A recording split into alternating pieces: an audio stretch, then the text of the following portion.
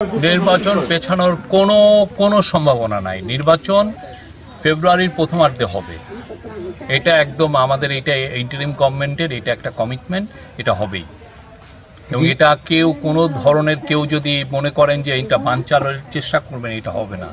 বাংলাদেশে এই নির্বাচনটা খুবই ইম্পর্টেন্ট একটা নির্বাচন, এবং গতকাল চিফ অ্যাডভাইজার বলেছেন এটা একটা ফাউন্ডেশনাল ইলেকশন, যেটা আমাদের সামনের ইলেকশনগুলোকে দিক নির্দেশনা দিবে, সামনের বাংলাদেশের রাজনীতিকে দিক নির্দেশনা দিবে।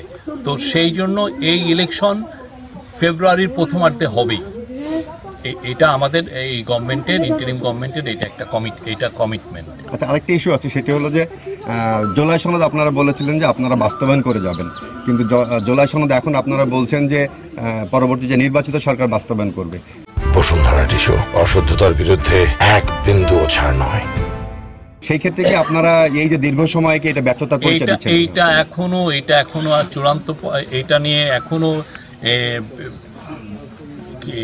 কনসেনসাস কমিশনের সাথে পলিটিক্যাল পার্টির এখনো কথাবার্তা হচ্ছে।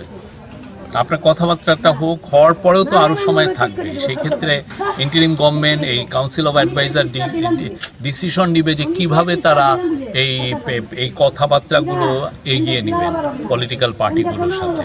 আমি মনে করি যে গত 7.5 মাস বা তারও বেশি, গত 13 মাসই আমাদের পলিটিক্যাল পার্টিগুলো যে ম্যাচুরিটি শো করেছেন, হ্যাঁ, তো সেটার আলোকে আমরা বলতে পারি যে আমরা ইলেকশনের আগে খুব ভালো সংস্কার পাবো, সবাই এগ্রি করবেন, এবং এটা ইমপ্লিমেন্টেশন কিভাবে হয় সে বিষয়ে পলিটিক্যাল পার্টিগুলো একটা ভালো একটা ডিসিশনে আসবে।